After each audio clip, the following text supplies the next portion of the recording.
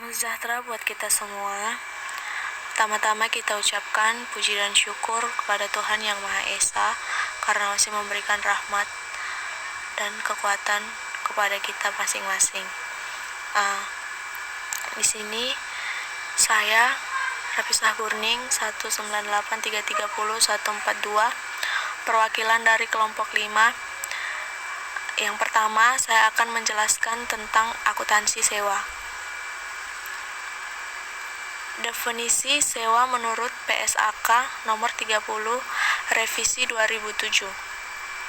Definisi sewa menurut PSAK nomor 30 revisi 2007 ini tentang sewa adalah suatu perjanjian di mana lessor memberikan hak kepada lessee untuk menggunakan suatu aset selama periode waktu yang disepakati. Selanjutnya akan dilanjutkan oleh teman saya Sakinah Boru Prangin-Angin.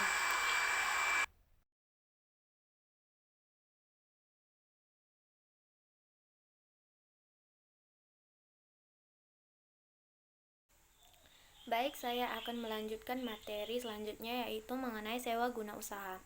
Sewa guna usaha atau leasing didefinisikan sebagai kegiatan pembiayaan dalam bentuk penyediaan barang modal, baik sewa guna usaha dengan hak opsi maupun sewa guna usaha tanpa hak opsi, untuk digunakan oleh penyewa guna usaha selama jangka waktu tertentu berdasarkan pembayaran secara berkala. Penyewa guna usaha adalah perusahaan atau perorangan yang menggunakan barang modal dengan pembiayaan dari perusahaan pembiayaan. Klasifikasi sewa. Sewa diklasifikasikan sebagai pembiayaan bila sewa tersebut mengalihkan secara substansial seluruh risiko dan manfaat yang terkait dengan kepemilikan saham. Secara umum, sewa mempunyai dua klasifikasi dasar seperti yang disampaikan pada PSAK nomor 30 dimaksud, yaitu 1. Sewa pembiayaan. Sewa pembiayaan adalah sewa yang mengalihkan secara substansial seluruh risiko dan manfaat yang terkait dengan kepemilikan suatu aset. 2. Sewa operasi. Sewa operasi adalah sewa selain sewa pembiayaan. Pada sewa operasi, perusahaan sewa membeli barang modal dan selanjutnya disewakan kepada penyewa guna usaha. Lanjutannya, 1. Lessee merupakan pihak atau orang yang menyewa, baik barang, properti, kekayaan intelektual, dan lain-lain. 2. Lessor bisa diartikan seorang atau pihak yang menyewakan properti, suatu objek, merek dagang, atau kekayaan intelektual lainnya. Dari segi lessor, sewa pembiayaan terdiri atas 1. Sewa penjualan.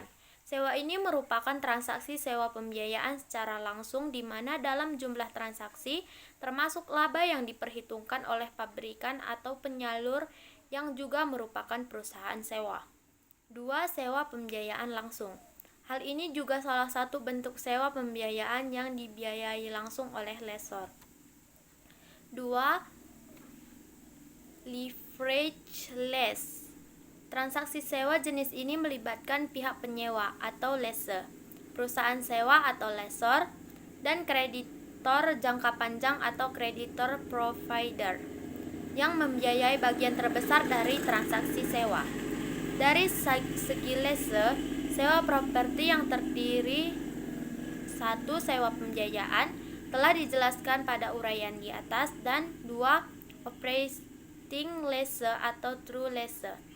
Barang yang disewakan tidak diamortisasi selain profit rental lease.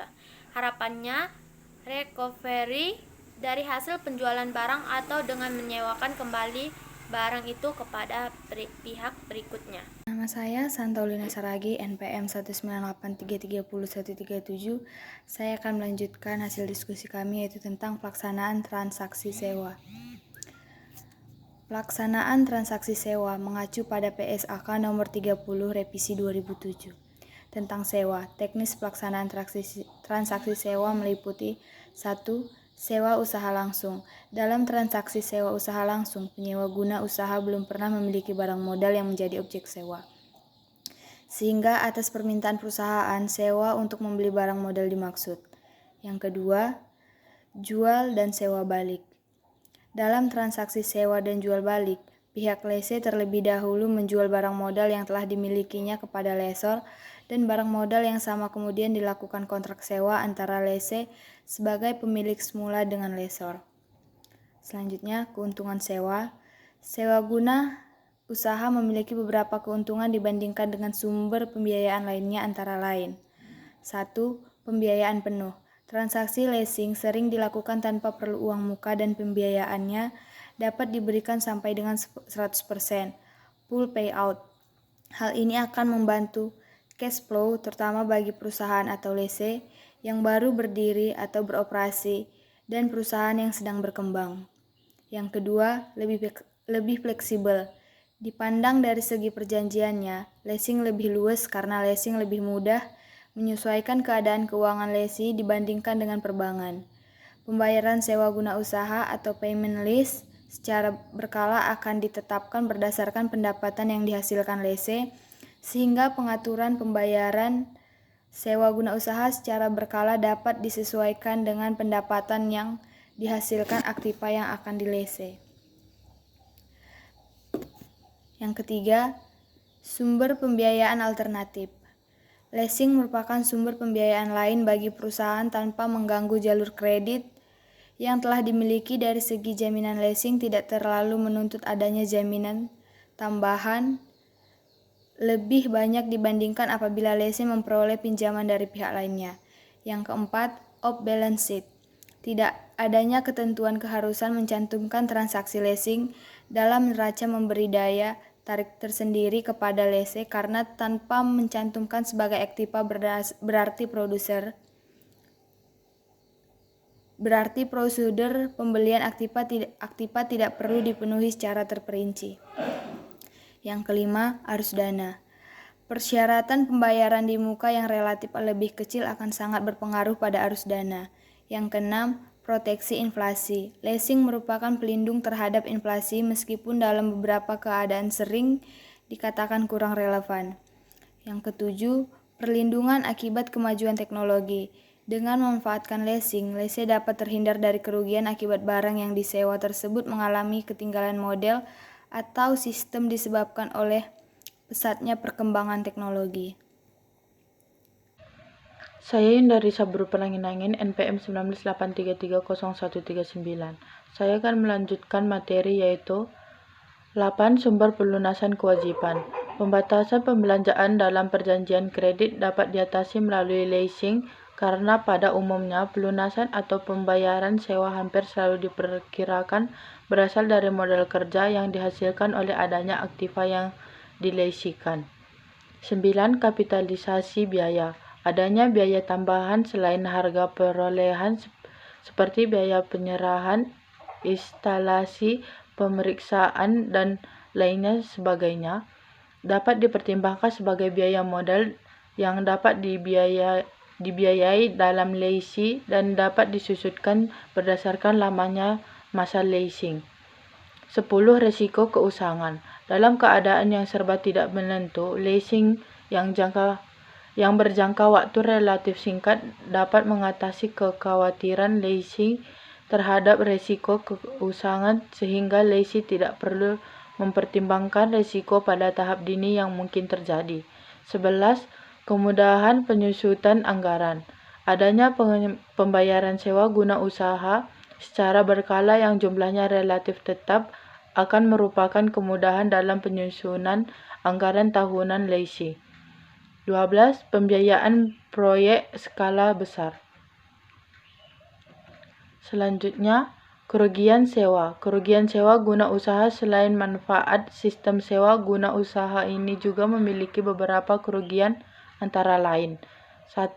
Hak kepemilikan barang hanya akan berpindah apabila kewajiban leasing telah diselesaikan dan hak opsi digunakan.